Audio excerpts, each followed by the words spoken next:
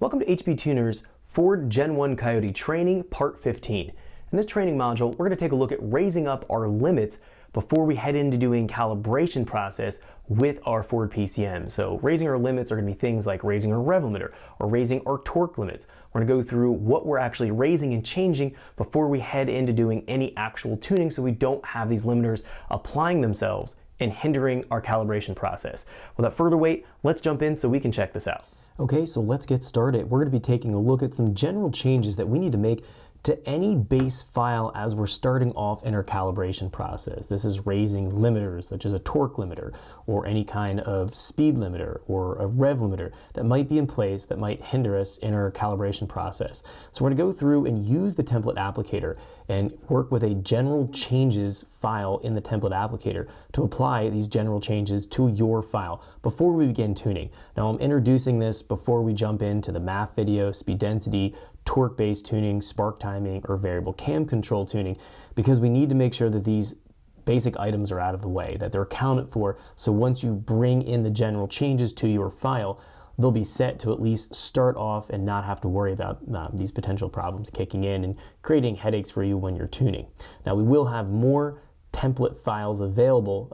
As you'll find the folder, we'll share the location in our course packet. I'm going to have template applicator files for fuel injectors, different size fuel injectors, different size MAF curves for different intakes. I'm going to have a force induction base map creator if you're dealing with a non-Roush or non-Whipple file and you want to go and put a blower or turbo kit on your Coyote. I'll have a force induction base map generator. Essentially, we'll cover that in a separate tutorial later in the training course, so that'll be in there. There'll be a whole bunch of different things. So I haven't completely mapped out all of the different template files that we'll find available, but we will have the ability to very quickly generate base maps using the file that you're working with, so you don't have to change to a different operating strategy. So again, we're going to get into that and some of the base map generation in another video, but these again are just basic changes that we need to make, that we need to account for before we move into doing any tuning, because they will create problems for us. Let's jump in and take a look at what these changes are going to be. I have a stock equivalent file open right now, 2014 Mustang GT. This is an original file. We can see it up here. We're going to be applying the changes onto the original file again, so that when we're going into the next videos, the next series of videos, we can actually jump in and just start to calibrate. We don't have to worry about this stuff being a problem. Okay, so I'm going to go up here into Edit, and I'm going to jump into the template applicator, and we can go to File, Open, and I'm going to go to Open Tune Template, and we want to go into the template applicator folder found in our HP Tuner's Gen 1 Coyote main folder. So that's what you've downloaded from your course packet. This will be a subfolder. We can find the general changes is the only file I currently have in here for the template applicator. Again, there will be more. There's going to be a lot more in here. I just haven't had time to sit down and populate them yet, but by the time the course comes out, you'll find that this is going to be all populated with a ton of different options, clearly labeled as to what that template applicator file is associated with. So whether it's going to be an injector change or a MAF scale change or again a base map kind of generator, you'll be able to go and just do a plug and chug into the data to your file, saving you a tremendous amount of time.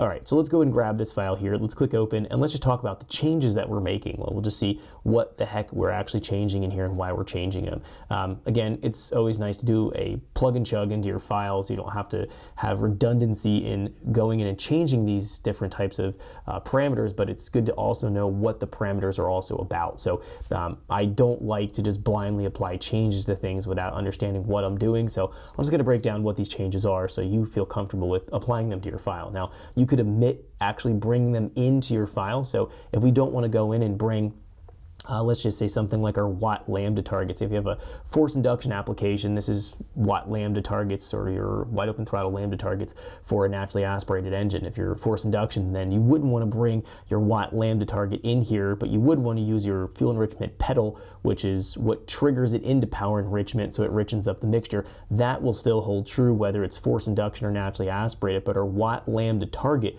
won't be applicable. You need to target a richer lambda mixture under power enrichment and boost introduced, so we'd want to go and omit that. You're able to go in and essentially choose which features or functions you actually want to go in and bring in your template applicator. If we don't want to bring that particular feature in here, so power enrichment, closed loop lambda at watt, you can just simply uncheck it. That'll drop it out of the apply changes when we actually want to bring the changes in. I'm going to keep this toggled on because I do want to bring it in, but I wanted to mention that you do not have. Thanks for checking out our teaser clip. If you want to see the rest of this video and more than 500 hours of current EFI training we have to offer, make sure you click right here. If you want to go and check out more teaser clips from this training course, click here, and you don't want to miss any of the videos we're going to be releasing on this channel, so make sure you subscribe and click here.